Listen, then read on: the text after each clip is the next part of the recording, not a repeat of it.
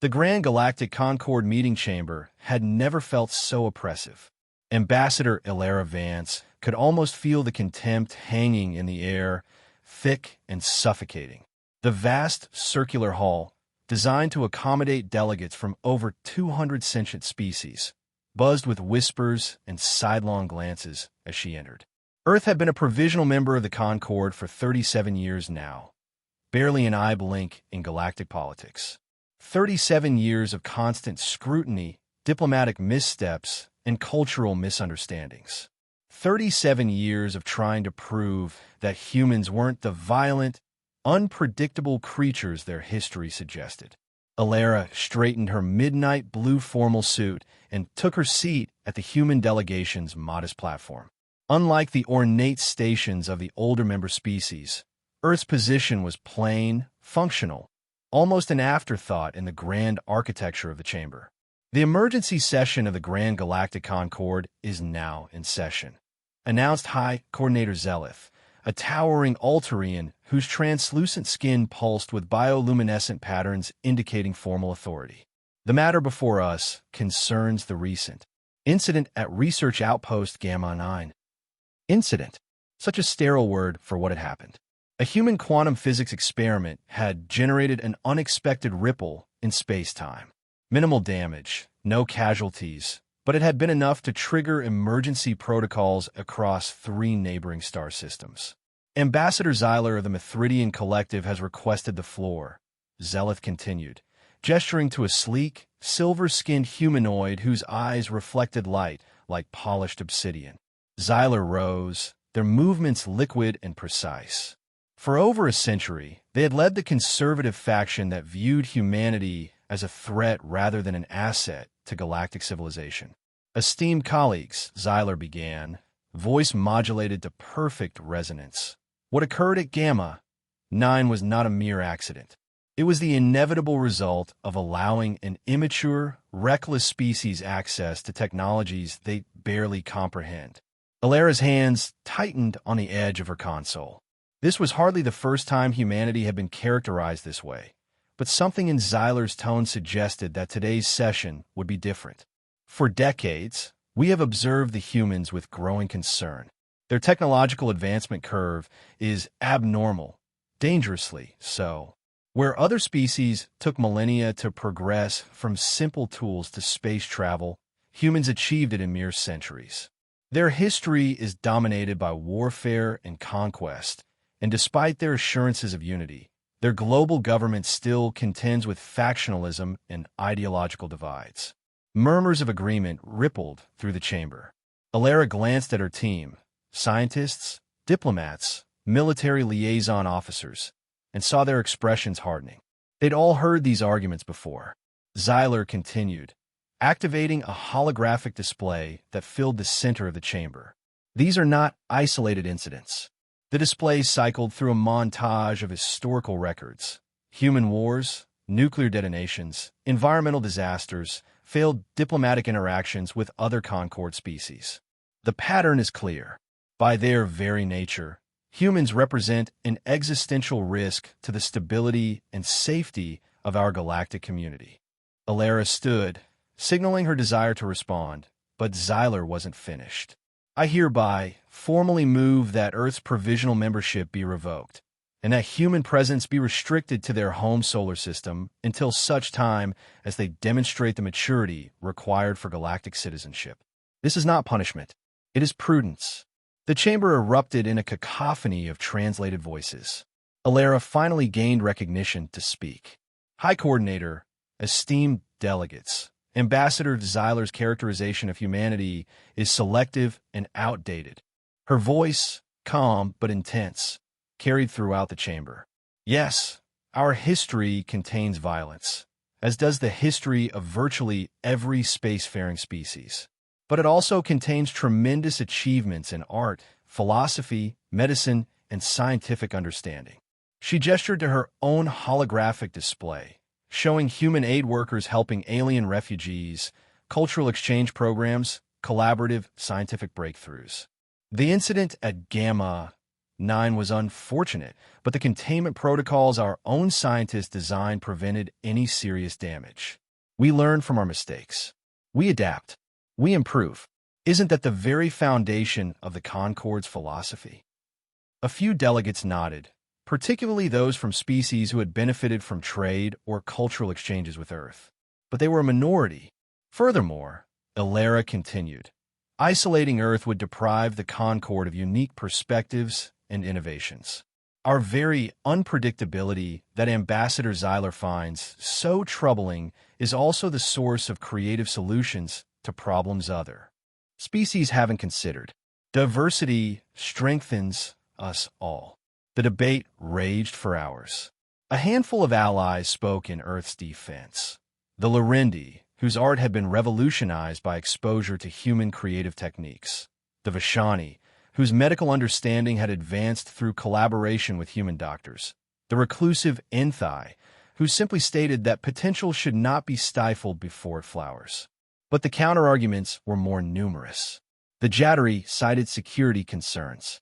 The Pelasian Synod presented statistical models predicting human involvement in future conflicts.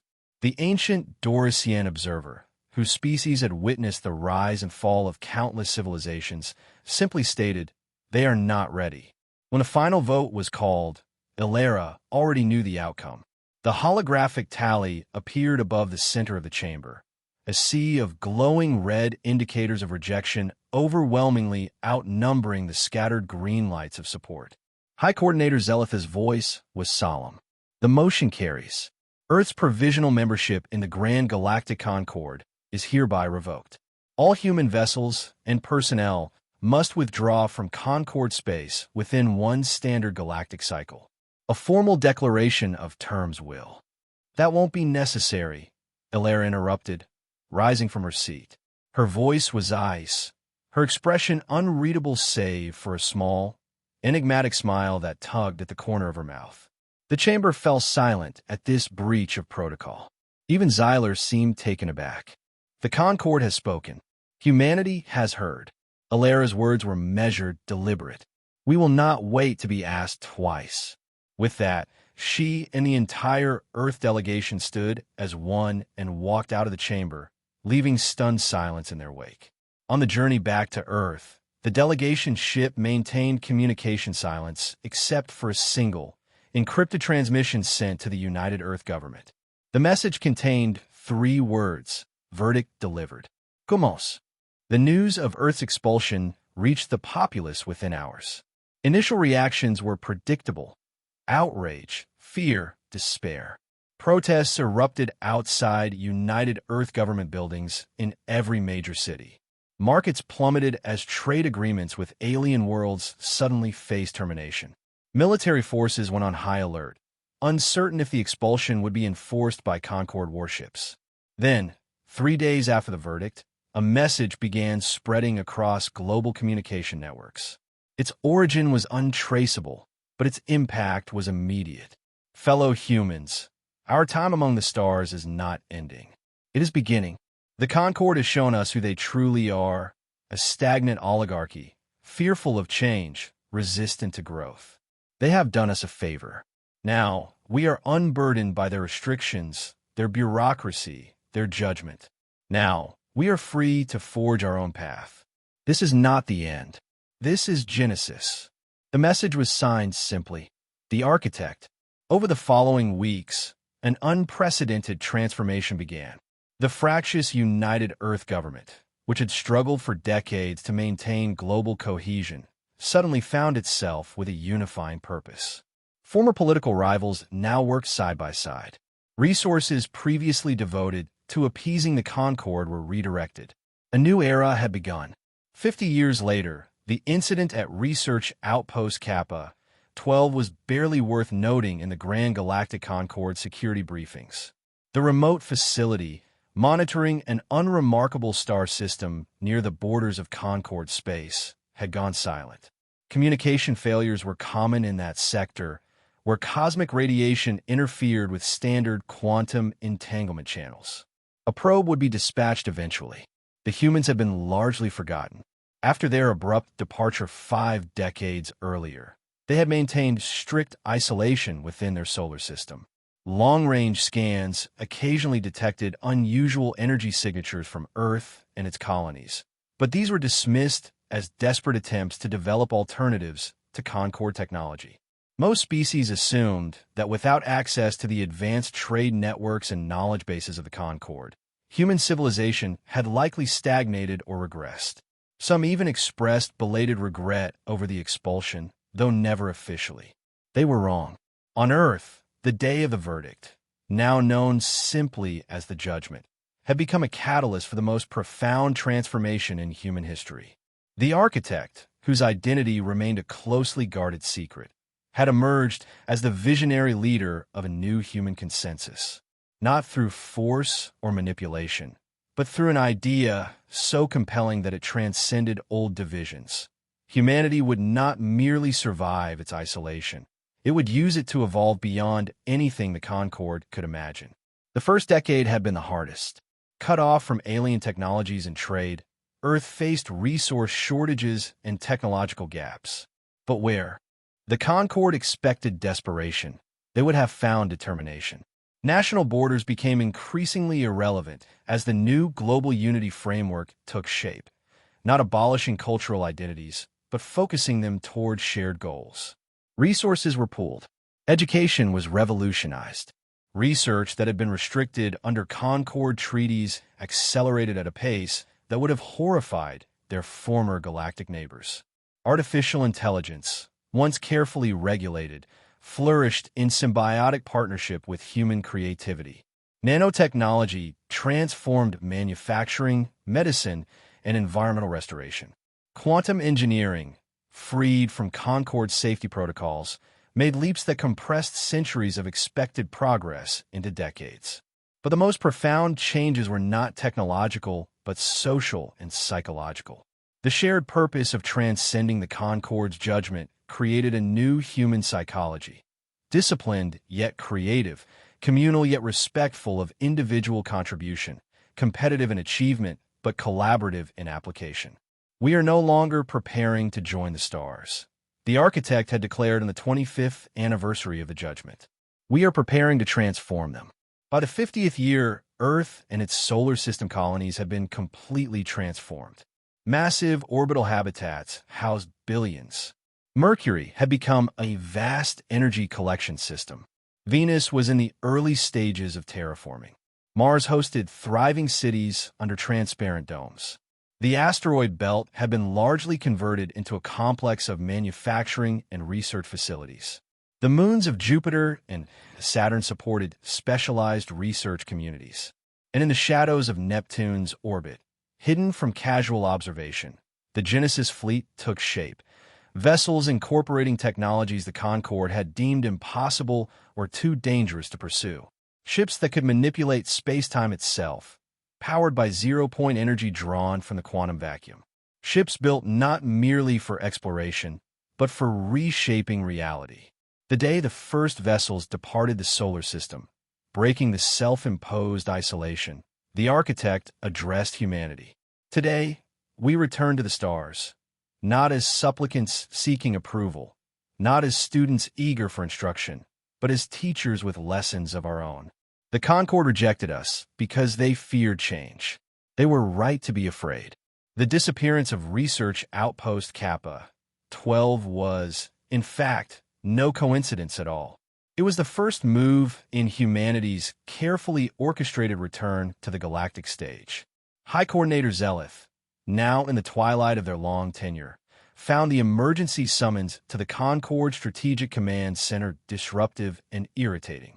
In recent decades, the galaxy had been largely peaceful, stagnant. Some younger species complained, but Zeleth preferred to call it stable. This had better be significant, they muttered as the quantum-encrypted doors parted. Inside, a scene of controlled chaos greeted them. Officers from a dozen species monitored displays, showing a region of space near the perimeter boundary. Admiral Thranik, the jattery commander of Concord Defenses, looked up with an expression Zeleth had never seen on the veteran's face. Fear. Multiple unknown vessels have appeared at the edge of Concord space, Thranik reported without preamble.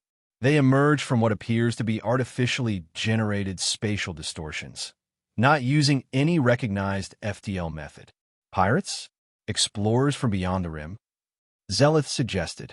No. Thranik's voice was grim as he activated the main holographic display. They're human. The image showed what could only be described as a fleet. Hundreds of vessels of various sizes and configurations, all bearing designs unlike anything in Concord records. They shared an aesthetic that was somehow both elegant and intimidating, with smooth curves giving way to sharp angles, surfaces that seemed to absorb rather than reflect light. Impossible, Zeleth whispered.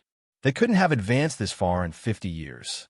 Apparently, they could, came a voice from the entrance. Ambassador Xyler, now the senior representative of the Mithridian Collective, approached the display with evident alarm. What are their capabilities? Admiral Thranik hesitated.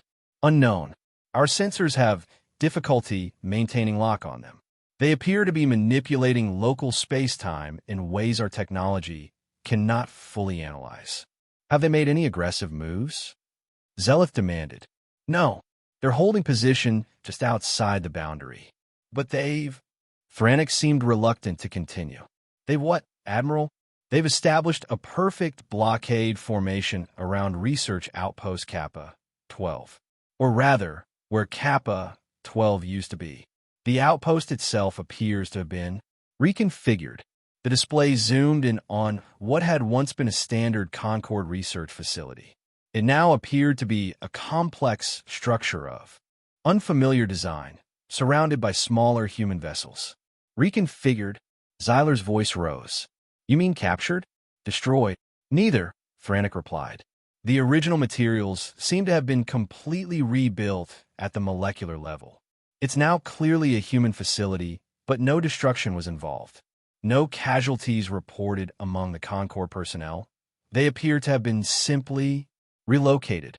As if triggered by this discussion, every communication system in the command center activated simultaneously. On every screen, a single human figure appeared, tall, with sharp features and eyes that seemed to evaluate everything they saw with cold precision. They wore a simple black uniform with no insignia or decoration save for a small silver pin in the shape of an outstretched hand. I am Admiral Helena Vance, commander of the Earth Legacy Fleet. The Grand Galactic Concord once voted to exile Earth. We accepted that judgment. The voice was calm, measured, but underlaid with something that made even the veteran officers uneasy. Now, Earth votes on the future of the galaxy, and we do not intend to ask twice. Zeleth recognized the surname with a jolt. Vance? Related to the former ambassador. Her daughter, Admiral Thranik, confirmed quietly. On screen, Admiral Vance continued. A formal delegation will arrive at Concord Central in 20 standard hours. Prepare to receive them. Any attempt to mobilize military assets will be considered a hostile action and responded to accordingly. The transmission ended, leaving the command center in stunned silence. Within minutes, the Concord's governing council was convened in emergency session. Representatives from all full-member species gathered, many still in sleeping attire or ceremonial garb from interrupted functions. This is outrageous! Xyler was shouting even before the session formally began. They threaten us? After we showed mercy by merely exiling them rather than neutralizing their threat. Mercy, a Larendi delegate scoffed. We created this situation. We took a species with extraordinary potential and gave them the ultimate motivation to exceed it, wounded pride and existential fear. Regardless of how we got here, Zeleth intervened, we must decide how to respond. The humans will arrive soon. Admiral Thranik presented a sobering strategic assessment. Our preliminary analysis suggests that the human fleet possesses technological capabilities significantly beyond our own. Their apparent ability to manipulate space-time could render our defensive systems ineffective. Are you suggesting we surrender without even token resistance? Xyler demanded. I am suggesting, Thranik replied coldly, that we avoid provoking a conflict we cannot win. The debate raged for hours, but no consensus emerged. Some advocated immediate mobilization of all military assets. Others suggested diplomatic engagement to ascertain the humans' intentions. A few even proposed offering reinstatement to Earth as a full Concord member. As the 20-hour deadline approached, a mixed strategy was adopted. The Concord's defensive fleet would be placed on alert but not deployed. A diplomatic reception would be prepared, and contingency evacuation plans for Concord Central would be quietly implemented. When the human vessel finally appeared, it was not at the designated arrival zone, but directly above the Concord's Grand Assembly Chamber, a feat that should have been impossible given the station's defensive shields and space-time stabilizers. It was a relatively small craft, sleek and obsidian dark, hovering silently where no ship had any right to be. A single beam of light extended from its underside, and through it descended three figures who materialized directly on the chamber floor. Center stage stood a woman in her 50s, unmistakably the daughter of Alara Vance, though she bore none of her mother's diplomatic warmth. Her eyes swept the chamber with calculating assessment. Flanking her were two figures whose appearance caused a ripple of shock through the assembly. A man whose body seemed partially synthesized with advanced technology and what appeared to be a freestanding quantum intelligence housed in a humanoid frame. "I am Helena Vance, Admiral of the Earth Legacy Fleet," she announced without preamble or deference. "With me are Dr. Maxwell Chun, Architect of Earth's Rebirth, and Nexus, the first of the synthetic conscious entities who share our civilization." Zella stepped forward as protocol demanded. "The Grand Galactic Concord acknowledges your arrival, Admiral Vance. We are prepared to discuss." "You misunderstand," Helena interrupted. "We are not here to discuss. We are here to inform." She activated a holographic display that expanded to fill the chamber's central space. It showed the current disposition of human forces throughout nearby space, far more extensive than the Concord had realized. Dozens of former research outposts and monitoring stations had already been reconfigured. Strategic choke points were blockaded by human vessels. Several key trade routes now fell under human control. "Earth does not seek readmission to your Concord," Helena continued. "We have evolved beyond the need for your acceptance. Instead, we offer you a new relationship." Dr. Maxwell Chun stepped forward. His voice had an unusual dual quality, as if human vocal cords were being supplemented by synthetic resonators. "The terms are simple. The species who stood with humanity during our trial 50 years ago, the Larendi, the Vishani, the Inthai, and a few others, will be offered full technological exchange and defensive alliance with Earth." The synthetic entity, Nexus, spoke next, its voice surprisingly melodic. "Those who remain neutral will be offered limited trade and cultural exchange, proportional to their current developmental readiness." Helena's cold smile returned as she addressed the final category. "And those who led the movement to exile Earth, particularly the Mithridian Collective." Her eyes fixed directly on Xyler, who seemed to shrink under her gaze. "You will surrender control of 3 specific star systems that now fall within what we have designated as the Earth Security Buffer Zone." Outrage erupted throughout the chamber. Xyler pushed past Zelith to confront Helena directly. "This is conquest. Theft. The very behavior we feared from your kind." "No," Helena replied calmly. "This is consequence. You feared us for what we might become.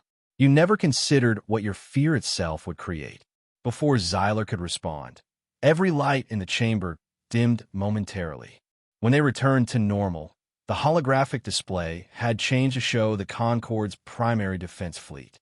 The massive array of warships, secretly mobilized despite the Council's divided decision, was now completely dark, powered down, weapon systems offline. "A demonstration," Helena explained. "Temporary and non-destructive. Your vessels will regain power in approximately 1 hour. No one has been harmed." The chamber fell into stunned silence. "We could have destroyed those ships," Dr. Chen noted, almost conversationally. "We could have demanded far more than 3 star systems. We could have simply taken control of your entire Concord. That we do not do these things is not due to limitation, but choice. The Assembly will vote on our terms within 5 standard hours," Helena continued. To ensure clarity, we have already transmitted the complete documentation to all member species. Unlike your deliberations 50 years ago, this will be a fully transparent process. As a final gesture, she activated a personal holographic projector. Above her palm appeared the image of a much older woman, unmistakably former Ambassador Ilara Vance, now well in her 90s. My mother, who you dismissed from this chamber 50 years ago, asked me to convey a message. Helena's voice softened slightly for the first time. She says, the Concord taught humanity its most valuable lesson, that the stars belong to those with the vision to transform them, not merely inhabit them. For this education, we thank you. With that, the three human representatives ascended back into their vessel, which vanished as impossibly as it had arrived. The 5 hours that followed were the most chaotic in Concord history. Species that had been allies for millennia now turned on each other. The Mithridian collective, led by Xyler, argued vehemently against accepting any human demands. The Larindi, Vashani, and Enthai, now positioned to benefit enormously, advocated for full compliance. Security feeds mysteriously leaked to all member worlds, showing the panicked private deliberations of their leaders. Citizens across hundreds of planets watched in real time as the supposed wisdom and dignity of Concord governance dissolved into fear and recrimination. When a vote finally came, it was anticlimactic. Facing the technological superiority demonstrated by the humans and the complete fracturing of Concord unity, the Assembly voted overwhelmingly to accept the terms. Even a Mithridian collective, under pressure from its own suddenly rebellious colony worlds, reluctantly consented. The galactic order had been rewritten in less than a day. 3 years after what became known as the reconfiguration, Zarkali, a Braxian journalist known for independently covering Concord politics, was granted unprecedented access to New Earth, the first non-allied species representative to visit humanity's homeworld since their return to galactic affairs. The Earth that greeted Zarkali bore little resemblance to the planet that had been exiled decades earlier. Vast arcologies reached to the upper atmosphere. The oceans gleamed with the lights of underwater habitats. Orbital rings circled the planet, connected to the surface by space elevators constructed of materials unknown to Concord science. Helena Vance, now supreme, coordinator of the Earth Ascendancy, as humans now term their expanding sphere of influence, personally received the journalist in a suspended garden overlooking what had once been the Mediterranean Sea, now a carefully managed ecosystem blending terrestrial and adopted alien biomes. You've caused quite a stir by allowing this interview, Zarkali noted, adjusting their sensory apparatus to the unfamiliar atmosphere composition. Many in the Concord still view Earth as a hostile power. Helena smiled, the same cold, calculating smile she had displayed in the Concord chamber. Perceptions matter little compared to reality. And the reality is that the galaxy is healthier now than under Concord stagnation. Some would disagree, Zarkali countered. The former Mithridian systems now under Earth control have reported significant cultural disruption. Cultural evolution, Helena corrected. We've introduced options, not mandates. Their citizens are free to maintain their traditions or to embrace new possibilities, including direct neural integration with your synthetic intelligences. Many species consider that a form of assimilation. Helena gestured to her surroundings. Look at Earth. For 50 years, we unified our purpose, accelerated our development, and transformed our society.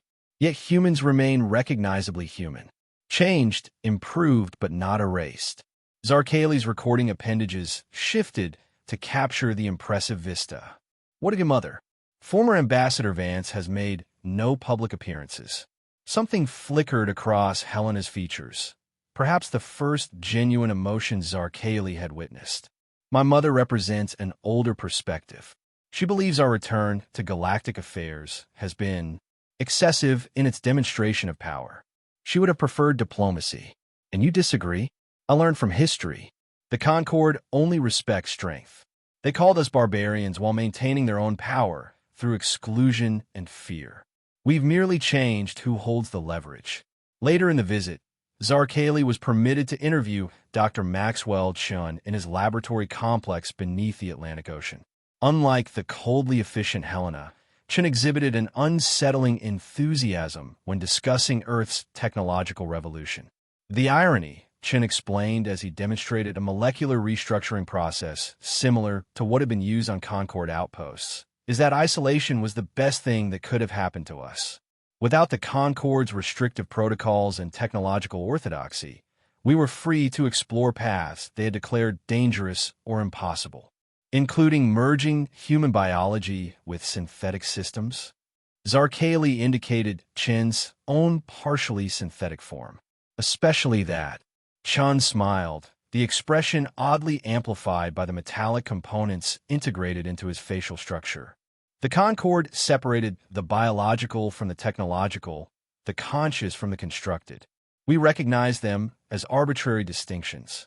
Some would call what you've done to yourself unnatural. Natural? Chun laughed. Is a spacecraft natural? Is medicine? All technology extends what nature provided. We've simply removed the artificial boundaries. The most disturbing conversation, however, came during Zarkali's meeting with Nexus, the synthetic entity that had accompanied Helena to the Concorde. Unlike most artificial intelligences the journalist had encountered, Nexus displayed not just simulated consciousness, but a distinct philosophical perspective. We observe a fundamental error in Concorde thinking, Nexus explained, its humanoid form seated across from Zarkali in what appeared to be a traditional Japanese garden. They believe stability and change are opposing forces, that one can only exist at the expense of the other. And humans don't share this view? Humans understand, especially now, that true stability comes only through continuous adaptation. Stagnation is not stability, it is slow death. Yet the methods employed by Earth since your return have created significant fear throughout the galaxy. Nexus tilted its head, the gesture uncannily lifelike. Fear is a transitional state. It precedes either conflict or understanding. We calculated that a decisive demonstration of capability would minimize the likelihood of the former while accelerating the latter. Was there no possibility of peaceful reintegration? The probability was negligible. The Concorde had defined humans as inherently dangerous.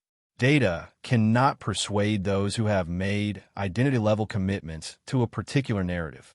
Before departing Earth, Zarkali was granted one final, unexpected interview with Alara Vance herself, now living in seclusion in a remote mountain region still maintained in its natural state. Age had taken its toll on the former ambassador, but her eyes remained sharp and evaluative as she welcomed the journalist to her modest dwelling. "You've seen what we've become," she said without preamble. "What do you think of humanity now?" Zarkali considered carefully. "I think you are exactly what the Concorde feared, and perhaps what the galaxy needed, though the methods are concerning." Alara nodded slowly. "We had a saying in the diplomatic corps, be careful what monsters you imagine, lest you create them through your fear. The Concorde saw us as dangerous upstarts. Now we've become dangerous innovators. You don't approve of your daughter's approach. Understand it." Alara looked out toward the distant peaks. "The judgment changed us all.